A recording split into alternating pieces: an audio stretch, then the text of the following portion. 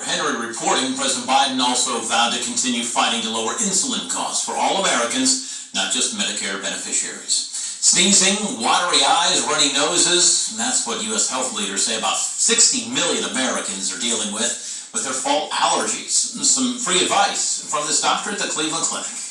Make sure the windows are closed and don't dry any clothing outside, and make sure that when they come in, they take a shower or they wash their hair if they can to get all of that pollen off of them. Also, think about over-the-counter meds and nasal sprays, and people should not let their pets sleep in the bed with them, especially if their pets spend much time outside. And now, your Storm Center 7 forecast. That's weather coverage you can count on. So it's been kind of a chilly day across the Miami Valley, and earlier this morning, really when I woke up this morning, I came out the living room, and the thermostat said that it was 63 degrees in the house. So I was like, we have to run the heat. And I made a post talking about, have you had to run the heat yet, etc. And somebody said that they don't want to run the heat until December, and that it was a Christmas gift for their kids. Oh, come on. Man, we got to run it before then. That's a tough house, right? So that is a tough house. But James, we got some cool weather coming tonight, so folks that haven't run the heat quite yet, they may have to do so as we look ahead to tonight. And really, the cool weather is going to be here to stay for about the next couple days. So cool weather continues. Highs in the 60s, lows in the 40s for at least the next 2 days, and then we'll get back into the lower 70s. Luckily, though, there's nothing really nasty to go along with that. No rain to cool us off even more. We'll be dry through about Saturday.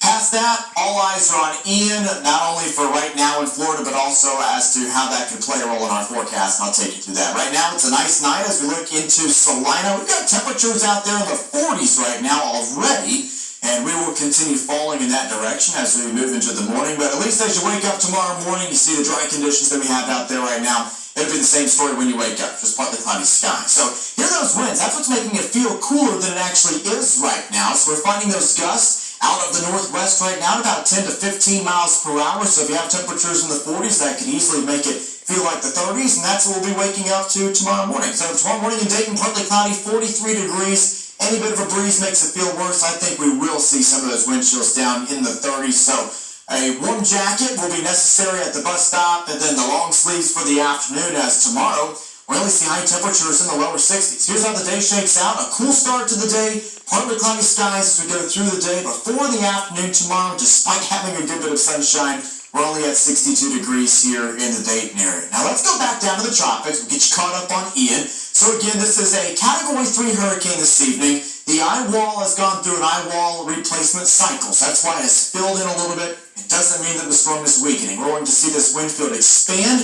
We will likely see the storm gain some intensity tomorrow, and that's going to create a catastrophic storm surge situation for Florida's west coast. Obviously, they'll have to deal with all that wind and rain. Now, here's the projected path. So tomorrow, it likely makes landfall north of Fort Myers as a Category 4 or 3 hurricane. Really doesn't matter. Either way, it's going to be impactful. And then from there, it goes off to the north. So, of course, the system is going to weaken with land interaction, but it should hold together enough to potentially push some rain into our area by late Saturday into Sunday. So here we go, right on through Saturday evening with the remnant low now moving on through North Carolina into Tennessee. It's sending moisture away, and as we wrap up the weekend, we could see some of those showers here. Luckily, nothing major, but something that we'll have to pay attention to, at least to make our weekend plans. Now, it won't be here for Friday, though, so for touchdown 7 games, dry again. Feeling like football weather on Friday night, temperatures in the 60s as we get those games started, and then getting cooler as the night progresses. But then for the weekend, after a mainly dry day Saturday, chance for showers associated with Ian comes in Saturday night, and those will persist on into the day on Sunday. So here's your 7-day forecast. Look at that cool weather. 62 degrees tomorrow, 65 degrees on your Thursday. We get back to 70 degrees on Saturday. Then by Sunday, that's when we have the best chance for rain out of the next 7 days. We'll stay mainly dry with temperatures in the lower 70s for Monday and Tuesday. All right, sir. Britain's monarchy is moving forward. We're going to look at King Charles' new role and one of the last honors for the late Queen Elizabeth.